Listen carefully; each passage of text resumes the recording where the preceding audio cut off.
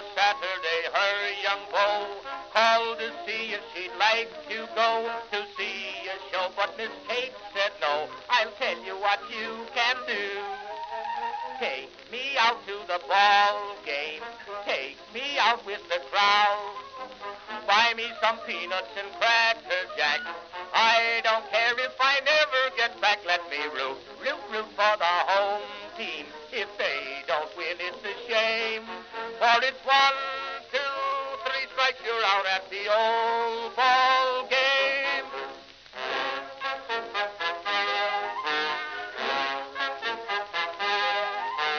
Katie Casey saw all the games, knew the players by their first names, told the umpire he was wrong all along, good and strong. When the score was just 2-2, Katie Casey knew what to do. Just to cheer up the boys she knew, she made the gang sing this song. Take me out to the ball game, take me out with the crowd. Buy me some peanuts and Cracker Jack. I don't care if I never get back. Let me root for the home team. If they don't win, it's a shame. For it's 1, 2, 3 strikes, you're out at the old ball game.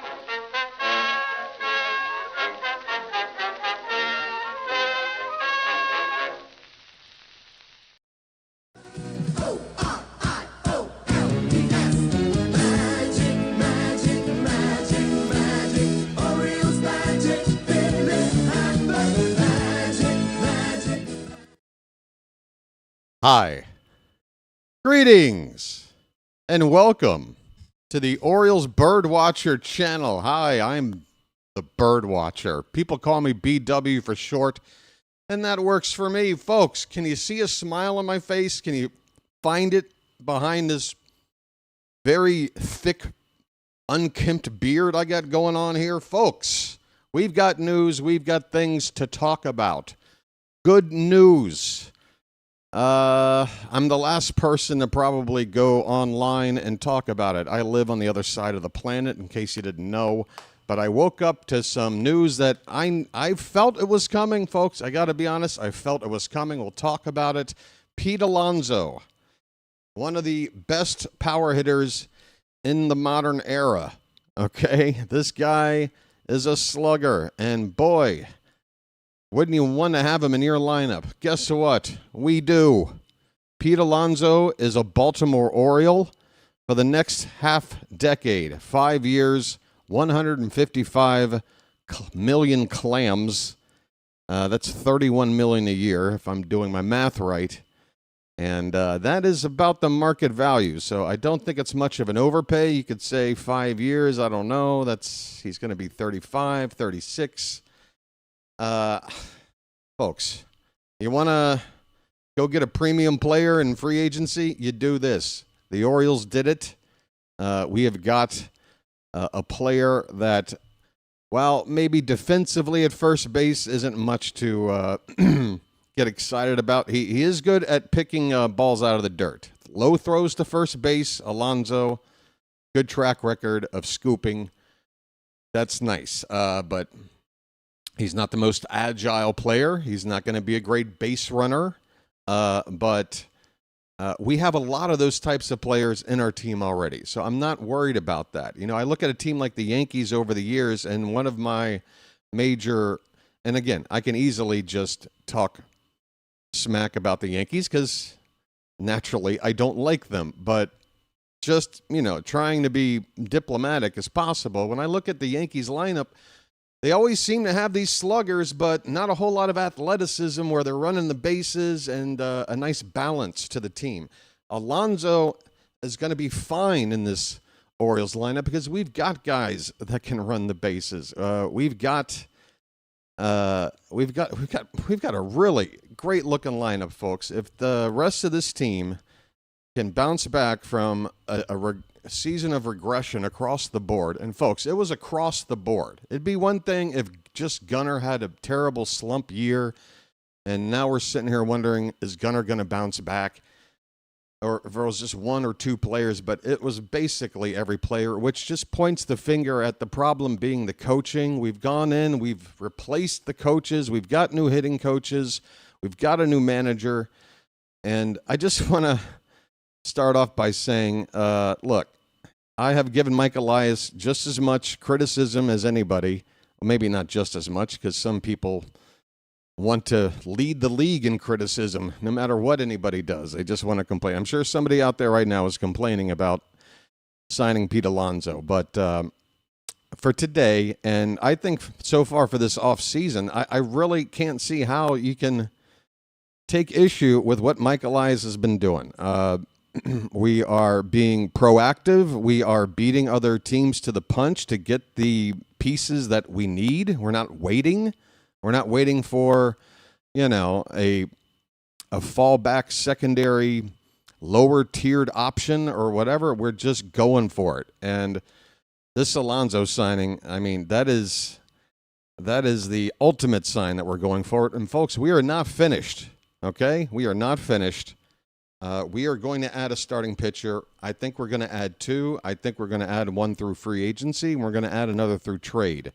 We're going to cross our fingers on what quality of pitcher we're going to get, because we know we need one as close to a frontline starter as we can afford, and strengthen the top end of that rotation. A real bulldog, 30-plus starts, opening day guy.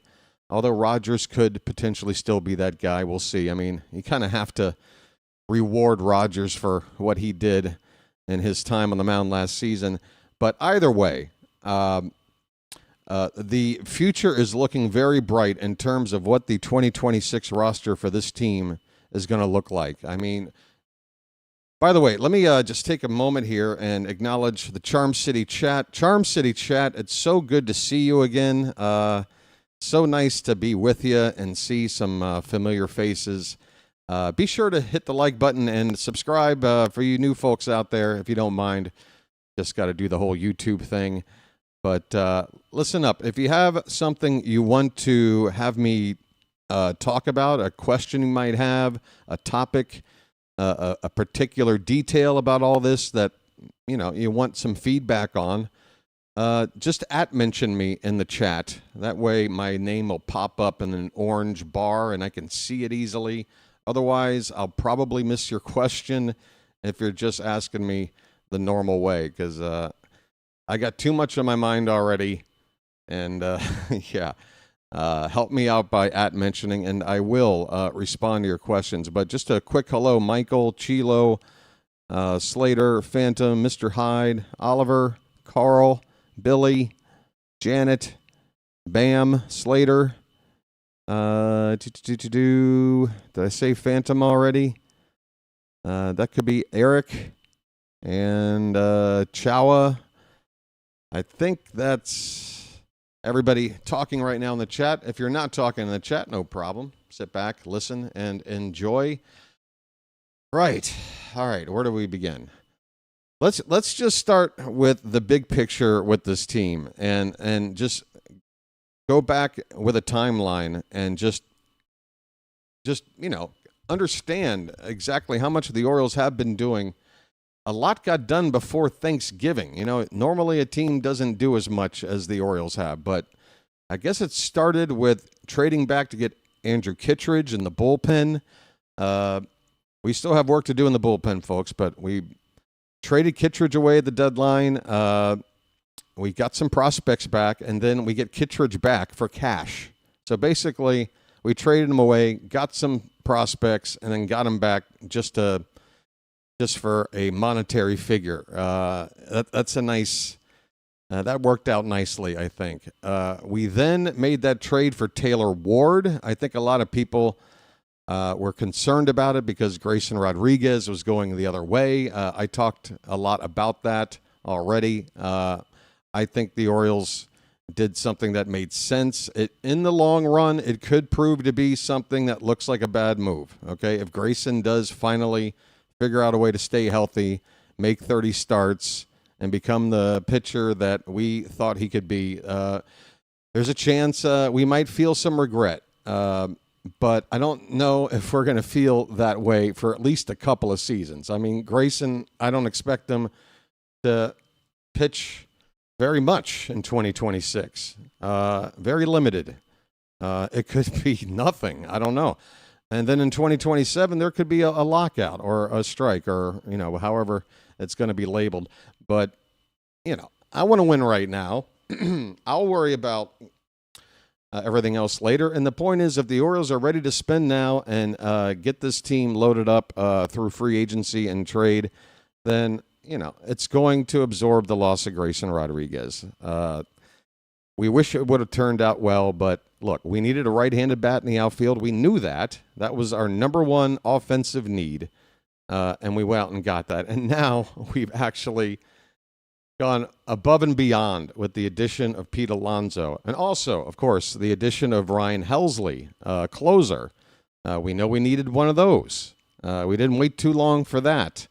And so far, I think the contracts and the trade, you look at, this team, this team's looking pretty good to me. Very excited. Let's talk about Coby Mayo for a minute. All right, because I do believe that the Alonso signing does spell the departure for Coby Mayo. I don't see how it would make sense to try and hold on to him because first base is now blocked. Okay, Alonso started 162 games last year, 160 of them at first base. He DH'd twice. He's not going to just be a DH or even a part-time DH, at least not for the first couple of years of this contract. He's going to be the everyday first baseman. So Mayo has no at-bats there. They're not there, which only leaves the DH spot, which you could consider a platoon with Basayo and Mayo kind of sharing DH duties, and then Basayo could also back up Adley at catcher. But I did the math. I was looking at how the at-bats would get distributed, and from my math, it would leave Mayo maybe starting 60 games, and I just think that's not enough for a guy that is trying to develop in an everyday player and, become a 30 home run guy in a lineup somewhere. So we still have Ryan Mountcastle, and I know everybody's just kind of looking at Mountcastle as this sort of leftover player, but if we move on from Mayo, and with first base now primary Alonso, if you use Mountcastle in a platoon with Basayo, I think that does make sense, because if Mountcastle's starting 60 games, just playing exclusively as a DH against lefties, or maybe once in a while allowing Alonso to DH and he plays first just to give Alonso a little rest, but keep him in the lineup, then you're getting some use out of Mountcastle. He'll be on the bench most of the time against right-handed pitching, barring injuries somewhere else. He's going to be a bench guy. But, folks, a quality bench isn't a bad thing to have. Right now, I'm looking at a bench and a possibility to not have to carry a third catcher where we can have not one, not two, but three very valuable platoons going on. Let me tell you about these platoons. I know we want to talk about Alonso. And again, if you got any questions about it, mention me. I won't fail to talk to you about it. But here's what I'm seeing right now. Okay. Again, I'm seeing Adley Rutschman primary catcher. I'm seeing Basayo as our number 2 in a way to not have to have a third catcher on this roster, and that is because now that first base is all Pete Alonso's, that means Basayo's experiment getting reps at first base or developing into a first baseman, for me, that is now over. Basayo is going to catch, and he's going to DH. And because he's only going to do those two things, because he will be DHing when Adley catches, he will always be available to catch on days where Adley needs to sit. Can you excuse me a sec? My alarm on my phone just went off, and it won't turn off by itself for like 4 minutes. I don't want to hear this thing go off. One sec.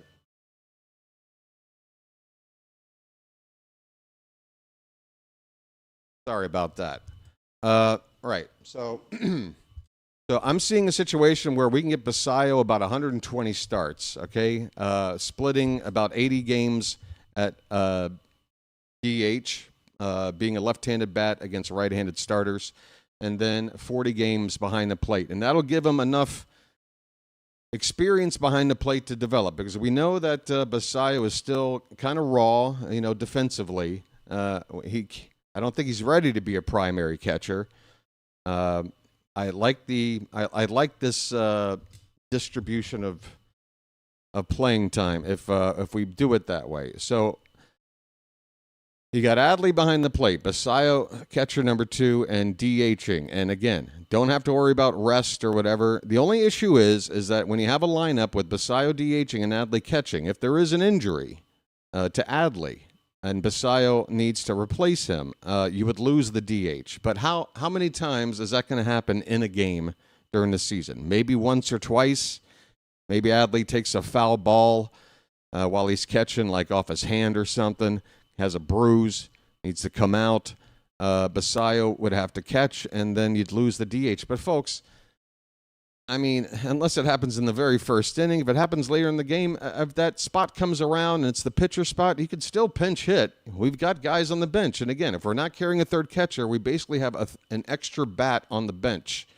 And the bench I'm looking at right now, well, we'll go over my projected lineups in a little bit, but I've mapped it all out, folks. I've mapped it all out, and if we don't add another bat, the only other addition I see us making is a utility player that might be a better fit for us than Jeremiah Jackson is.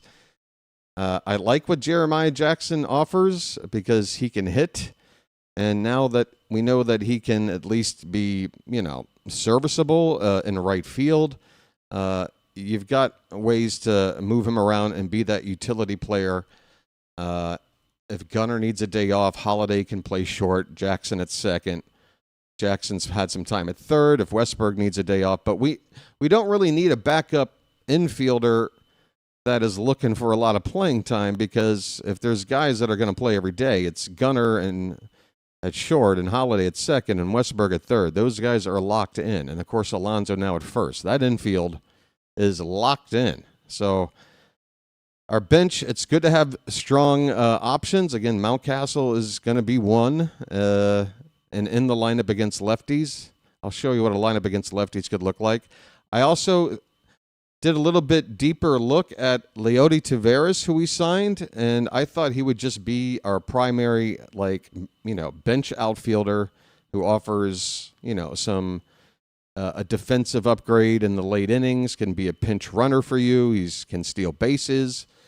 But turns out Leody Taveras hits left-handed pitching pretty decently. Not too bad. Last season against righties, he's a switch hitter, mind you, so it's just a matter of what his better side is. And against righties, as a left-handed batter, he had a terrible average, under 200. But against lefties, as a right-handed batter, which would be a perfect platoon scenario with Colton Cowser in center field, Taveras actually hit pretty decent, like in the 265, 270 range. Now listen, center field is right now looking like our most questionable part of the team, at least on the offense, in the position player side, because we don't really have. We've got Colton Cowser. I think the Orioles are going to hope that he bounces back and becomes the guy that was the runner-up for Rookie of the Year 2 seasons ago. If so, fantastic. I think he can do a fine job defensively in center field, but Taveras can at least give Cowser a chance to sit against lefties and play an even better defensive center field. And either way, if it's Cowser or if it's Taveras, if Cowser can't hit, you look at the rest of this lineup, you're sticking either one of those guys ninth in the order anyway, not a big deal. If our worst hitter is playing a solid defensive center field, batting ninth and hitting 215, 220, I think we can absorb that with the rest of the, strong-looking offense, 1 through 8 in this lineup. I'm getting so excited. And then another platoon. Again, if we don't carry a third catcher, I can see a way where we can keep Dylan Beavers on this roster And then I would have Taylor Ward in left, playing every day. I would have Cowser and Taveras in center, platooning there. And then in right field, you got yourself another platoon opportunity with Dylan Beavers and Tyler O'Neill. Now, I think the Orioles would love to see Tyler O'Neill start mashing and make a case to become an everyday player, but we know O'Neill's injury history, and we know that he's especially good against left-handed pitching. At least that was his track record before we signed him. It makes all the sense in the world to me to go into this season with the concept of platooning Beavers and O'Neill in right field. So basically, the only odd man out, we're still kind of keeping everybody. Mayo is the odd man out. And it's like, well, what do we do with Mayo? Well, we've got what appears to be a trade in the making. It just looks like a match that's made for both parties involved. We have already had our a history of trading with the Marlins. Recent history, we sent Kyle Stowers and Connor Norby their way to get Trevor Rogers. I think both sides were happy with how that trade panned out.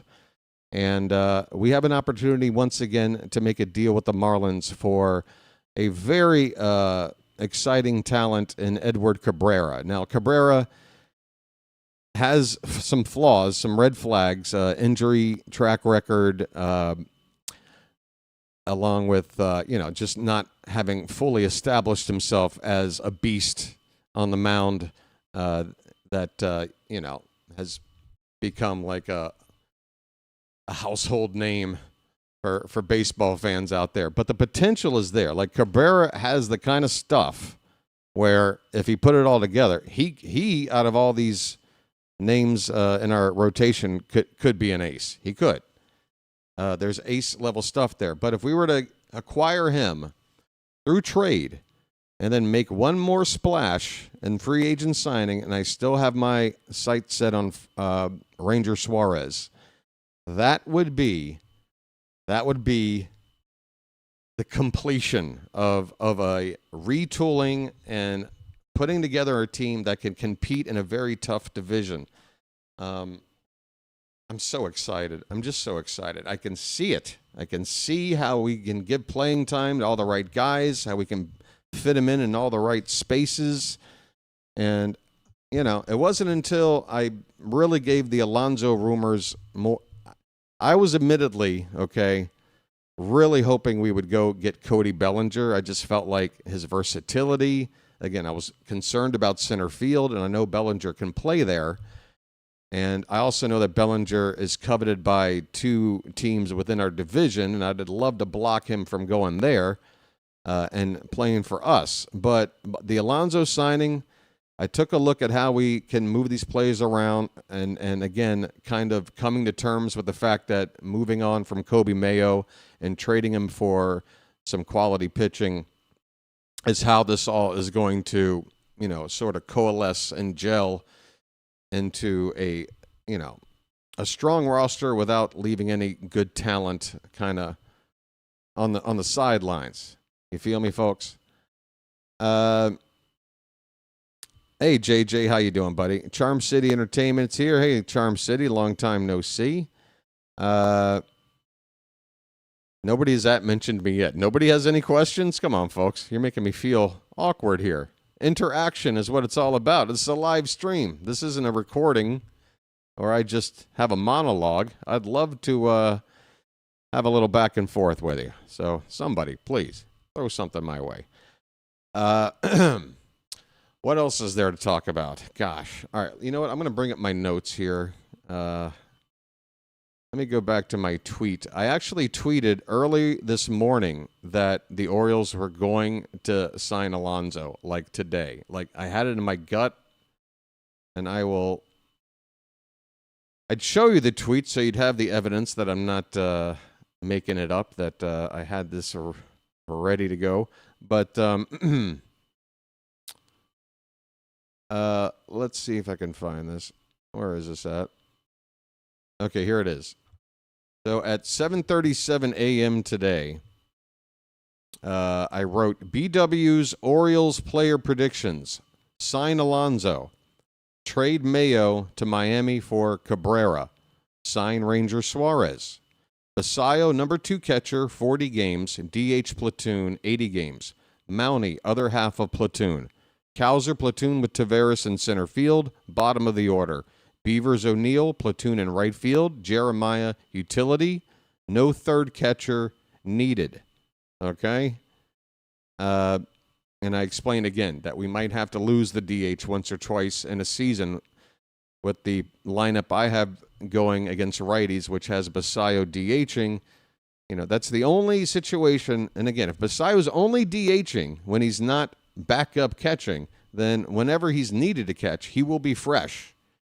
It would have been different if Basayo was getting reps at first base, and it could have gotten a little bit complicated where it's like, well, Rutschman needs a day off, but there's a lefty on the mound, and we'd rather not play Basayo. Plus, he just played first base, and he's been in the lineup now for like 7 straight games, and now you want him to catch. You know, we don't have to worry about that because he's only going to DH if he's not catching. So I think we can get away with just those 2 catchers, even if they're both in the lineup at the same time.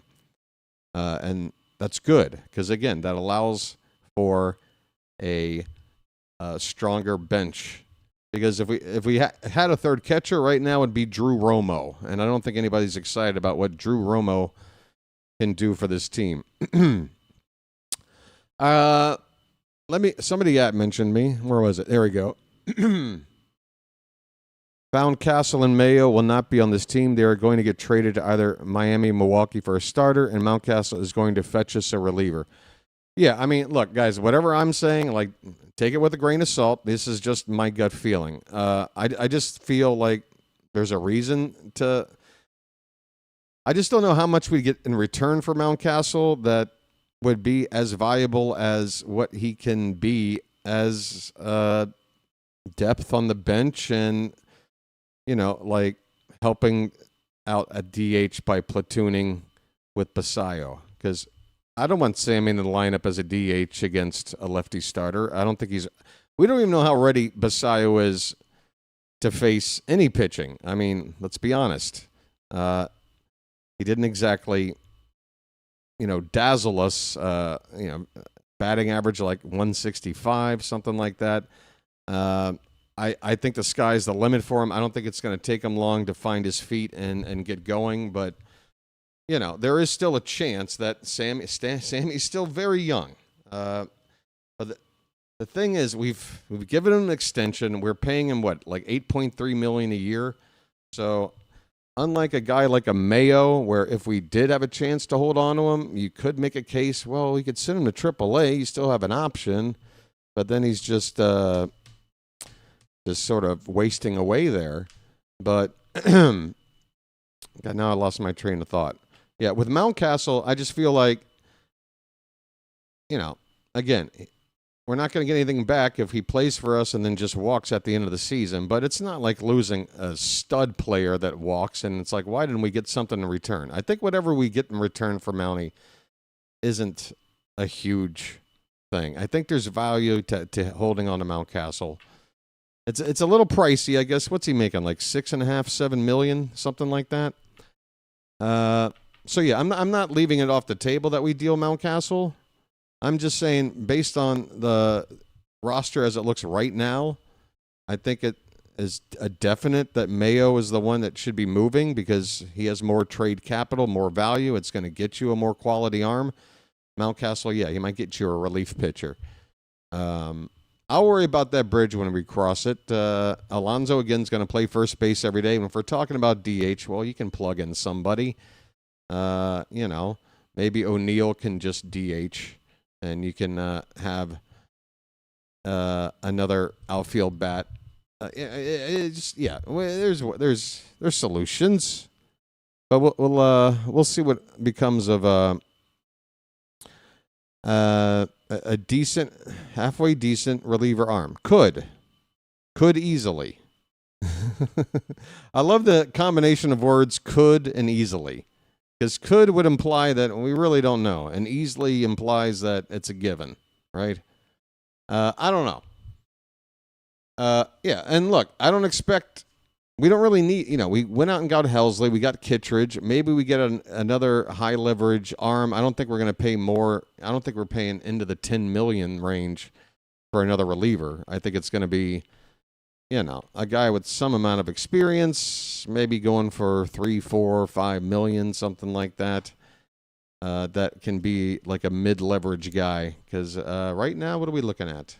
I wouldn't mind bringing Danny Coulomb back either. We need a lefty, right? I think we need to add a lefty reliever in there somewhere. We're looking at Aiken and what at the moment? Dietrich Inns? Yeah, it's not. We need another lefty. Okay, so I guess the whole mentioning thing is not going to continue. You think we could find somebody to take O'Neill's bad contract? Only if O'Neill starts to rake. If he starts to rake, then sure. But we're never going to get any kind of deal done sending O'Neill out of town unless we give him the playing time to give him the opportunity to build his value to where another team would want him. Right now, I don't see any team taking on that contract, and I think I'd have to agree. So let's give him a chance. You want the Rogers brothers? Yeah, I guess we can't have the Suarez brothers, so why not and hey, if we do go back and get a utility player instead of Jeremiah and bring back Ramon Arias, hell, get Luis Arias. Put him in AAA. Let's get the Arias brothers back. I want nothing but brothers. The only way you trade him is for another bad contract that is similar. Yeah, that could be possible. Like, if there was a struggling pitcher out there that a team is ready to move on from, and we know we're always looking for pitching, and maybe we can figure out something, and if we don't, then it's his dead weight versus O'Neill's dead weight. It cancels itself out, but at least you gave yourself a chance to maybe find somebody else that could help you more than O'Neill has. I'm hoping O'Neill can figure it out. I hope he can just stay healthy. This entire team, folks, was just battered with injuries last season. We know this. It's not an excuse to cover how bad the team did overall, but you can't tell me that wins weren't shaved off when you add up the amount of injuries this team had. If we can cut those injuries down in half, and maybe that's rose-colored glasses I'm looking through, but it was so many injuries. If we had half the injuries we had last year, that's still a fair amount of injuries, and it would really, I think it would, I think we didn't really see the real team last year. The chemistry wasn't there. There's organizational drama going on behind the scenes. There was no leadership there. By the way, Pete Alonso, there's your leader. Alonso is going to bring that to this club as well. I have a good feeling about that. And let me also talk about this with Alonso. I know I'm jumping around. Oh, wait, here's another question. What would it take to get Skubal or Skeens? I know I'm dreaming. There's nothing that's going to get you Skeens. So just don't worry about it. But the good news is, Mr. Hyde, nobody else is going to get Skeens either. Not anytime soon. He's going to be a Pirate in 2026. So he's not going to really hurt us over there. For Skubal, I was saying before this Alonso signing, I don't think it would be smart to actually go get Skubal because we know it's a one-year rental. We don't know if we're going to be able to extend him. And without Alonso, looking at this team otherwise, I just don't see this team like ready to challenge for a World Series. And I don't think you make a move to get a guy like Skubal unless that's the guy that's going to we didn't have enough to then say, well, now you get Skubal and now you're ready. But with Alonso here now, and if you add a guy like a Cabrera or something in the rotation, one more bullpen arm, depending on what they want, maybe there is a chance for Skubal. I don't think so. I think if we're going to do a one-year rental for a pitcher, Freddie Peralta makes more sense. Peralta might not be on the level of Skubal, but he's very, very good. He was the starter one for a Milwaukee Brewers team last year that finished with the best record in baseball. Okay? Peralta is only making $8 million on that last year of his contract. And we've dealt with the Brewers before to get a pitcher in his final year when we went and dealt to get Corbin Burns. So there's a previous relationship there. I think what we would have to give up to get a guy like Peralta would be a fraction of what it would be for Skubal. And, therefore, less regret if things don't pan out. And maybe even a chance to extend Peralta if we get him in. That would be... I don't see Peralta being available. He's too cheap. You mean like the Brewers won't let go of him? The Brewers have been pretty vocal about him being on the block from what I've read. I've seen Peralta's name all over the place. Again, nothing's a guarantee, but that's what I've been seeing. If Peralta's not the guy, again, I think free agency is where you have to go. Ranger Suarez would be my choice. I think Framber Valdez is just too expensive now that we got Alonso, and I really wasn't a fan of his after that incident he had crossing up his catcher last season. And just in general, and so far the Orioles are doing what my philosophy is when it comes to spending money on your roster, and that is if you're going to sign a player to a long-term deal with big money, let it be a position player, because the track record is there where, if they've got a history of not being injured often, they're going to play every day. They're going to play every day. You sign a big contract to a pitcher, I don't care who that pitcher is, there is a significant percentage chance, 10%, 20%, 25%, that pitcher is going to have a significant injury, and you're going to lose a lot of time, and just it's just money. I just don't want to take that kind of gamble if I can avoid it, right? That being said, I look at Ranger Suarez, and one of the reasons he appeals to me is that he just seems very versatile. I haven't seen anything about him having injury issues. He's just solid. He's not spectacular, but he's just solid, dependable. I think he would really fit in here well. According to Morosi, the Orioles are still on Valdez and Ranger. Yeah, I saw that. But honestly, signing Alonso and again wanting to allocate a little bit more money to help out the bullpen still, I would rather have Ranger. In a vacuum, I would rather have Ranger over Framber Valdez. I really would. If we got Framber Valdez, I'm not going to complain. And I just cross my fingers that there isn't going to be any clubhouse issues and that he's going to, help this team's vibes. Yeah.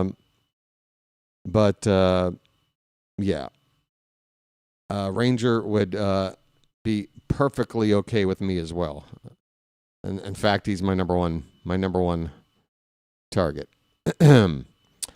Let's see what else. Oh, let me mention this about Pete Alonso. Pete Alonso is currently sitting on 265 home runs. This guy hits you about 40 homers a year. And remember, he's been playing his entire career at Citi Field, which is one of the bigger pitcher parks in baseball. Alonso has so much power. I truly think that for the first 3 years at least, he's going to average 40 home runs or more in this lineup, in this ballpark. If he averages 40 home runs through his entire 5-year contract, that's 200 home runs added to the current 265, putting him at 465, 35 short of the 500 club. Now, just imagine a scenario. If all goes well and he is giving you 40 per season and he's 35 away from hitting 500 at the end of our deal, wouldn't you love to just bring him back for one more year? He gets to 500. He's spent 6 seasons as an Oriole. If within those 6 seasons we just win a pennant, if we just make a World Series, I'd have to think that Pete Alonso would be retiring and heading to the Hall of Fame wearing an Oriole uniform, not a Mets uniform. And that to me is just, I gush thinking about it. I gush thinking about having a potential Oriole in the Hall of Fame. It kind of reminds me like Frank Robinson. Like Frank Robinson went in the Hall as an Oriole, but he spent more of his time in the early years with the Reds and was very good with the Reds. But where did he flourish? Where did the trophies and the pennants come from? It came from his time with the Orioles. I feel like if Alonso had a great run with us and got to that 500 home run club, he's going to be a lock for the Hall of Fame, and he could be going in with a bird on his hat. And I want that. I really want that. Right. What else is going on? I asked the question in my stream, does Alonso break Chris Davis' single-season home run writing record of 53? He's got a great shot. He's got a great shot. I think, does he have a 50-homer season? Let me bring it up. I mean, the guy averages like 40 a year. Alonso, 53 in his rookie season. That's right. 53 in his rookie season. Man, oh, Shevitz.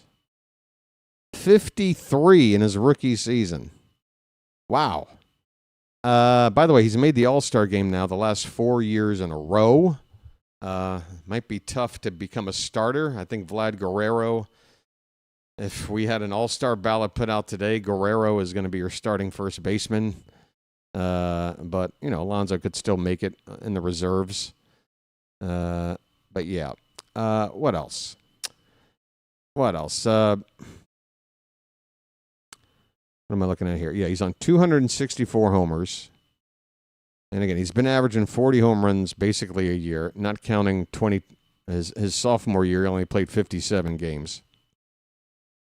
I think that if he's averaging 40 home runs a year playing at Citi Field, you can probably bump that average up, to 42 or 43 home runs. In fact, I think I saw something that said, how many homers did he hit this last? He hit 38 home runs in 2025. 38. So he fell short of 40, but I think somebody in my Discord had mentioned that if the balls he hit at Citi Field were hit at Oriole Park in 2025, then he would have a total of 45 home runs. 7, maybe 44. 6 or 7 additional home runs because of the park factor. Citi Field is massive. And remember, we've moved the wall in and left. Not that Alonso necessarily needs it. When he gets a hold of one, it's going 420 feet in any direction or more. But yeah, I would expect. I've got the power. We've got the power. Okay. All right. You want to hear my predicted lineup? You're probably going to say, what are you talking about? Because right now, I think against right-handed pitching, and again, everything hinges on factors. Can Jackson Holliday handle being a leadoff hitter? Can we work on things in spring to maybe, get his approach to be more like that of a leadoff hitter? If so, I would actually have Alonso batting second in the order. Because, folks, if you look around at the teams with the big offenses in recent years, they put a power bat like that near the top. And the reason I want to do that is because the only person in this lineup that I feel protects Alonso effectively is Gunnar Henderson. And I don't want Gunnar Henderson hitting any lower than third. So I have Holliday leadoff, Alonso second, Gunnar third, and then you're back to a right-hander with Ward batting cleanup. You brought him in to be an RBI guy. You got him there in that cleanup spot. So you go left to right, left to right. Holliday, who should see plenty of good pitches with Alonso batting behind him next. Alonso with Gunnar backing him up, so you can't pitch around Alonso. Henderson will have Ward backing him up. Maybe once in a while they might pitch around Gunnar to get to Ward, but that's a solid. It's not an easy out if opposing teams decide to do that. I honestly think that should be the top 4. Set it and forget it for now. After that, it's going to depend on, can Adley Rutschman show that he can start hitting again? Because right now, Rutschman, the way he's been hitting, I have him batting 8th. I have currently Basayo DHing batting 5th, Westberg hitting 6th at third base, Beavers and right hitting 7th, Rutschman batting 8th at the catcher position, and Cowser hitting 9th in center field. So in terms of side of the plate, 1 through 9, that would be left, right, left, right, left, right, left switch, left. Only 3 right-handed bats in the lineup against right-handed pitching. On your bench would be Tyler O'Neill, Leody Taveras, Ryan Mountcastle, and Jeremiah Jackson. Against lefties, only 2 lefty bats. So just imagine that every game against the opposing starter, we've got lineup stacked either way. Just 3 righties facing a lefty, and one of them is Alonso, and one of them is Taylor Ward, and the other is Jordan Westberg. And then against lefties, just 2 lefty bats in the lineup, Gunnar and Holiday. Versus lefties, I got this. Westberg leads off. Third base, Gunnar hits second. Shortstop, Alonso hits third. First base, Ward cleanup. Left field, Tyler O'Neill bats 5th. Right field, Ryan Mountcastle, DH. That's 4 straight right-handed bats. Then you bring in Holiday as your second left-handed bat, hitting 7th. Adley, once again, hitting 8th, but could move up if he can figure it out. And then Taveras, I have batting 9th. So that would go right, left, right, right, right, right, left, switch, switch. Folks, if these players can produce like we have seen them before, these are 2 very, very attractive lineups. Very attractive. I'm excited. And again, with lefties on your bench, you got Dylan Beavers, you got Colton Cowser, you got Sammy Basayo. Now just imagine we're facing a lefty like a Garrett Crochet. Beavers, Cowser, and Basayo start that game on the bench. We finally knock Crochet out of the game. We're into the 7th inning or later, and they bring in a righty. When O'Neill's spot comes up, you could go to Beavers. When Mountcastle's DH spot comes up, you bring in Basayo. We can basically have the matchups we want from start to finish with these players. Right.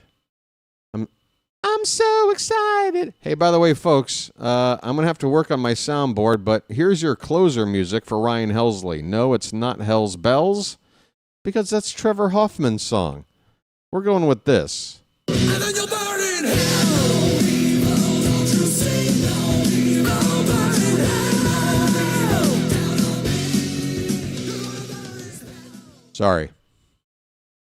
Sorry, I might have lost my train of thought. Where am I? Hi, everybody.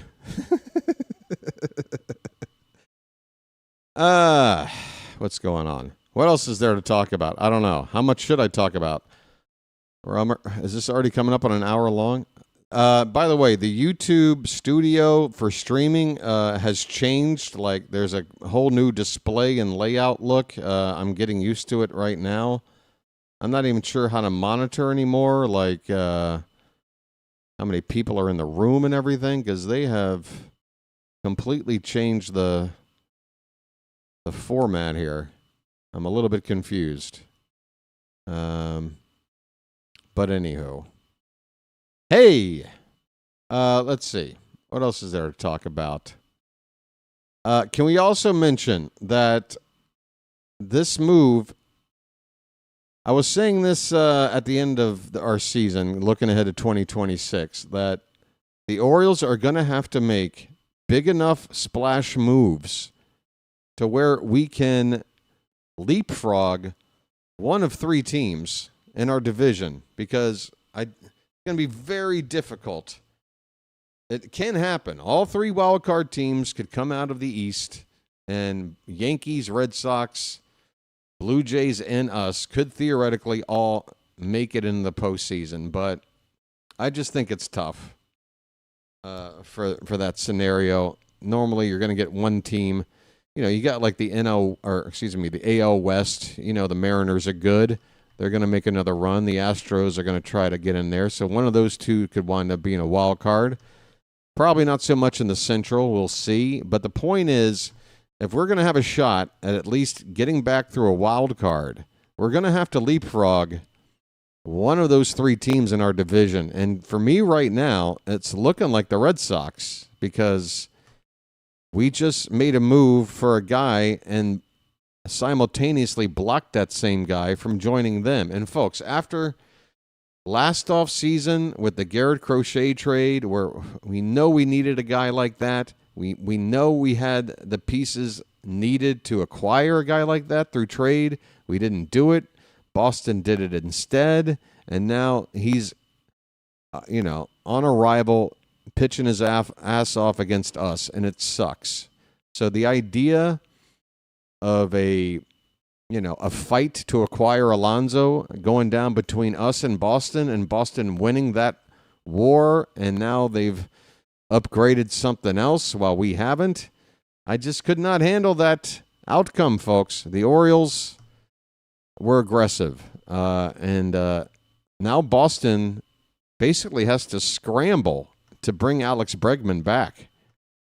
And he was already leaving to test free agency, sitting on a $40 million a year salary. I got a feeling Boston's going to overpay to bring Bregman back, but I'm not even sure if they can. I think Bregman is a good candidate to wind up moving on to Detroit.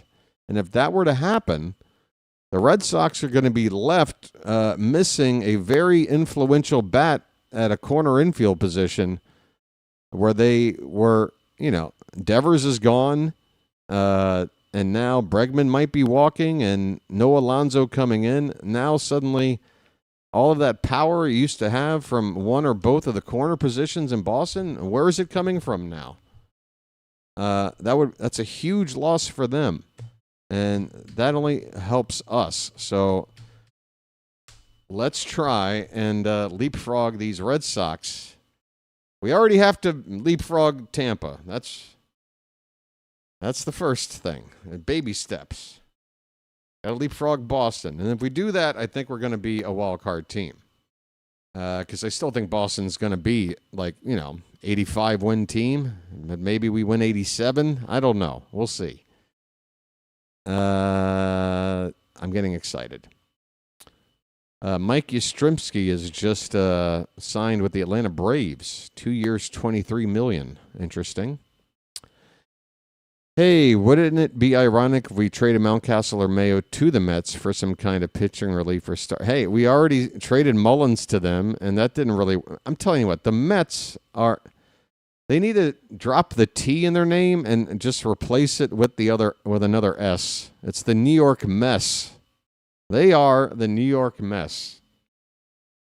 Diaz goes to the Dodgers. Alonso not even given an offer by the team.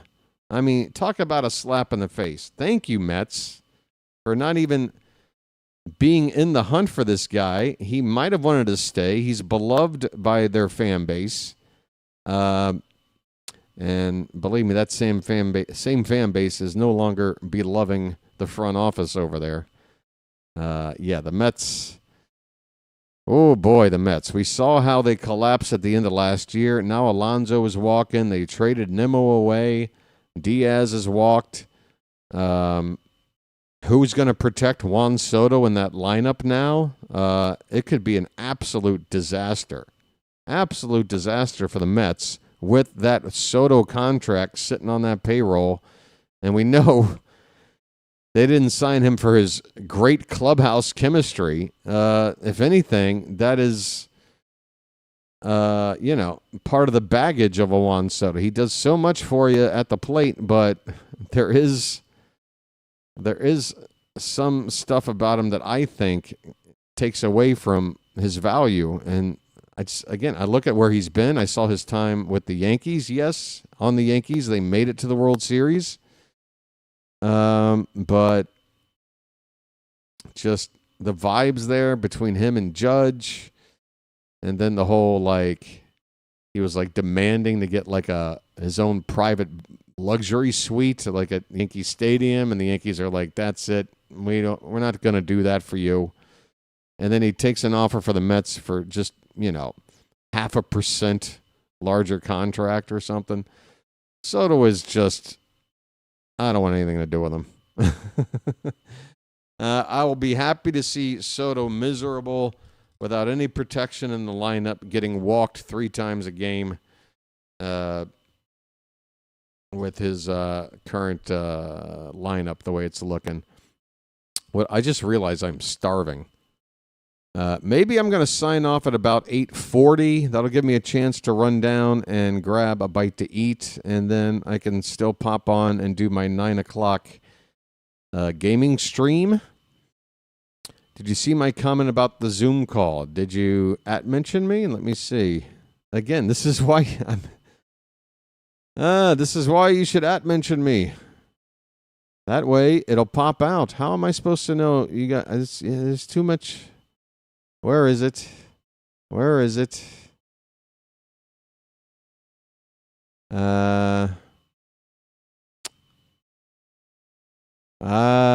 It's Mayo's birthday today, you're saying? I don't see anything about a Zoom call. Can you just tell me again? Yeah. Hey, folks. I'm still bummed that I can't monitor what the status is of the stream. I don't know how many people are here right now. I don't know how many people have hit the like button. Where the hell is all that stuff? I mean, they've got us a larger display window to see, to monitor how the stream's looking, but now all the information that I'm used to seeing is no longer here. Oh, here it is. Oh, they stuck it in here. Okay, there it is. All right, folks, we're 4 likes short of 40. That would be great. Always remember, by the way, hey, if you're feeling good right now, it's the holiday season. I'm in the middle of an off season, and the channel is trying to scrape by.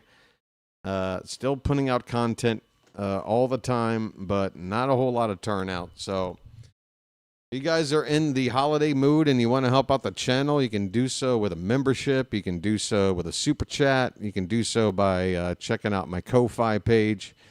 I don't mean to sound like a grifter, but just throwing that out there as a reminder. If you're feeling in the holiday mood, between now and Christmas, I'm probably going to stream something like this again because I got a feeling we're going to be adding a pretty big picture, and I'm going to want to talk about it. But yeah, let's consider it a bit of a streamathon here while we're at it, if you don't mind. I have to ask. I'm struggling. It's been a financial struggle. Sox fans are crying on Twitter that the reason the O's got Alonso is because the Sox front office is sick and they had to meet him on Zoom. Oh, well, I saw something about when Alonso arrived at some hotel or whatever to meet with the Orioles to talk, that he went through a side entrance and ducked away from the press. Again, the Orioles, I appreciate the fact that the Orioles don't, show their cards as much as some other teams do. I think it's only smart to not fully reveal what your major targets are and who you really want to sign, because in negotiations, how's that going to help? The other side of the table is going to be like, well, we know how much you want them, so surely you'll be willing to add another year or throw in an option or add some more incentives or whatever, right? So, yeah. Caleb, I would probably, again, just not try to rush to do anything. Caleb, just hang out and get to know the channel and the people here, okay? You worry me, dude. You give me red flags, dude. Just, I don't know, man. I've yet to see you say anything that just looks like you're, hanging out with everybody else. It's a little weird. But I'm sure you can join the Discord at some point, right? I'm not advertising it tonight. Am I a dick? I guess. I don't know. All right. All right, so let me try to wrap things up here in the next few minutes. That way I can get some other things done. What else is there to talk about? You want to go over some reactions like you're saying about Pete Alonso? Let me see if I can find some fun Twitter talk. Michael says, I am still in shock. They just let Pete Alonso leave. Didn't even make an offer. What a slap in the face to one of the best players this franchise has ever produced and the fans that have loved him.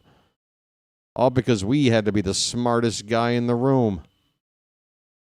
Social media reacts as Alonso leaves Mets to sign with Orioles. Okay, is there a... This is good. This guy has a collection of reactions. Let's see.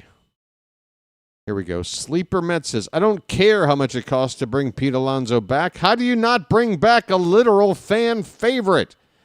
This is how you lose hope from fans, because frankly, my hope is gone. Jeet Rod Brain Rot says, what did I just read about Pete Alonso? This is crazy. Matt says Pete Alonso wasn't a perfect player by any means, but Jesus, 35, 40 homers, 100 RBI, doesn't grow on trees. And the dude always said and acted like he wanted to be in Queens. No words. Amazing Army says Pete Alonso is the most prolific power hitter in Mets history. He was a tremendous Met, loved New York, and embraced the fans. His number 20 will eventually be in the Citi Field rafters. Wish he could have been a Met for life.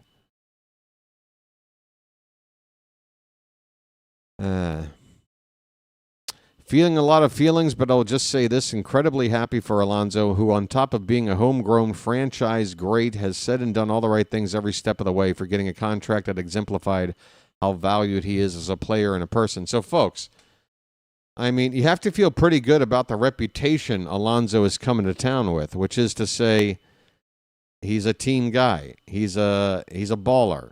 The fans like him. Again, he might not...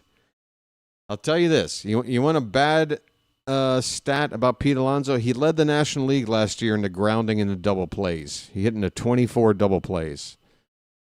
Hey, you know who leads all of baseball in the history of the game in the grounding and the double plays? Unless that stat has changed since he retired, and I can't imagine somebody else breaking this record because of the longevity that he played. But anybody in the Charm City chat know without looking who the all-time leader is into grounding in the double plays? I'll give you 10 seconds to figure it out. But yeah, Alonso led the league in that department. So, there's going to be some frustrating things about him, right? Anytime he's going to go a week without a home run, you're going to feel that. He's got to, hopefully it's nice to have those hot streaks where you're just blasting 4 or 5 home runs in a week. But it would be nice for him to just be nice and consistent. Mr. Hyde's got it. Cal Ripken Jr., all-time leader in grounding into the double plays. But are we going to sit here and say Ripken's not a good guy to have in your team? Of course he is. So, yeah. Alonso might have a penchant for hitting into the double play ball. He doesn't run fast. His mobility at first base is limited. His range is limited, but he's kind of like a Santander at first base. May not have the mobility, may not be a Gold Glove caliber player, but if the ball's within reach, he'll stab it. He'll grab it. That's kind of Tony's thing. If Tony can get to it, he'll secure it. And Alonso, especially again with low throws from around the infield, he's got a reputation for digging those balls out. So there's some value there beyond just the bat. Not a bunch, but some. And for me, that makes adding him over a guy like Kyle Schwarber a better idea. We're only paying him $1 extra million per year versus Schwarber. And he plays a position which allows us to have flexibility at DH. Schwarber would not give you that flexibility. And Alonso's a little bit younger as well. So I think Schwarber's deal will end when he's, 38? And for Alonso, it'll be like 36. So I think we got the better guy. I think we should be happy that Schwarber didn't take the deal. But maybe the Orioles always knew that. Maybe the Orioles always knew that once a team set the market value with an offer like that the Phillies were always going to approach Schwarber and say, look, you want to play here. We want you back here. We let you test the market to see what you're worth. That's what you're worth. We'll give you that money. And he said, okay. Not too complicated. But we've got Pete Alonso. All right.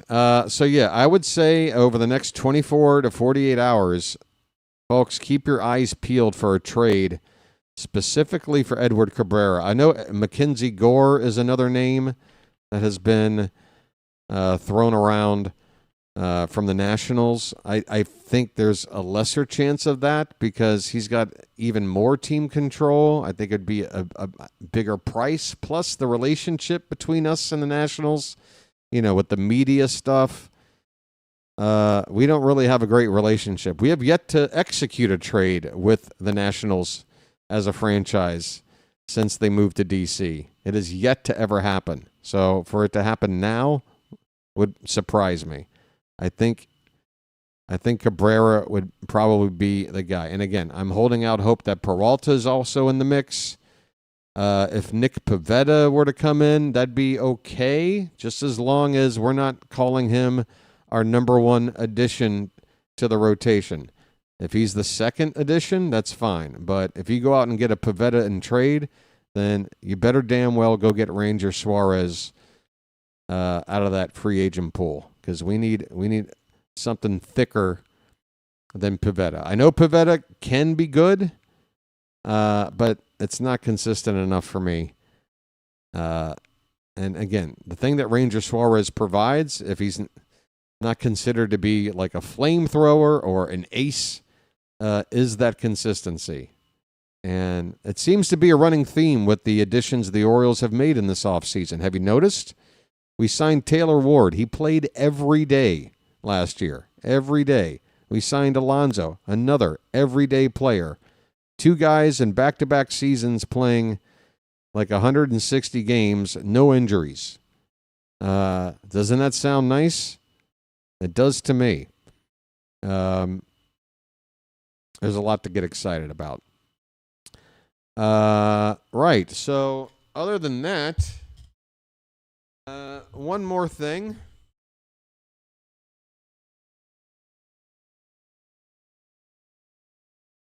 I just want to, let you know that there's a friend of mine that wanted to pop by and say hello because it's been a while. And we're here to celebrate the occasion.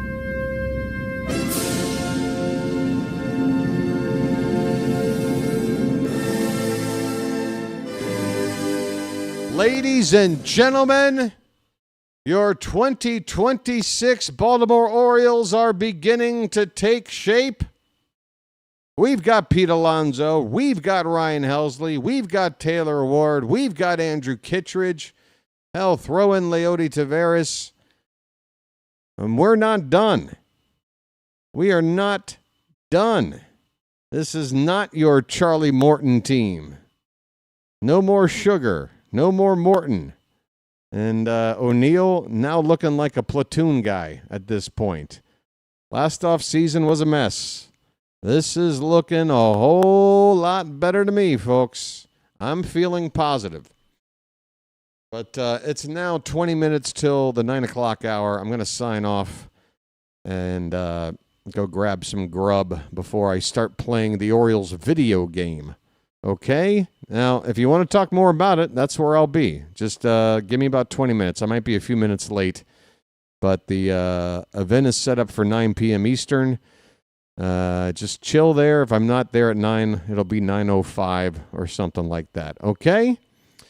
Other than that, I got a feeling there's about 25 other things I wanted to say, but I want to try to keep this at a length that's digestible for other people later. So let's end there. Thanks for joining me, folks. I hope you're feeling pumped, excited, optimistic. Okay? The American League East is going to be a beast of a division in 2026, no doubt about it. I mean, every division matchup is going to be absolute theater. So I can't wait to get in. And also, just a reminder, folks, I will be covering the World Baseball Classic and Spring Training Orioles games. So the play-by-play is coming back as early as, last week of February, something like that. 2 more months, folks. 2 more months. Pitchers and catchers are reporting. It's coming. We're getting there. All right? So I hope you have a good rest of your night. I hope you wake up tomorrow with a smile on your face, feeling better about your Baltimore Orioles than you did this time yesterday. All right? That's a good thing. Let's feel good. It's not always you have a chance to feel good. So let's lean into it, all right? All right, have a good one, folks. Until next time, this has been the Bird Watcher, and I will chirp at you later. Take it easy, folks.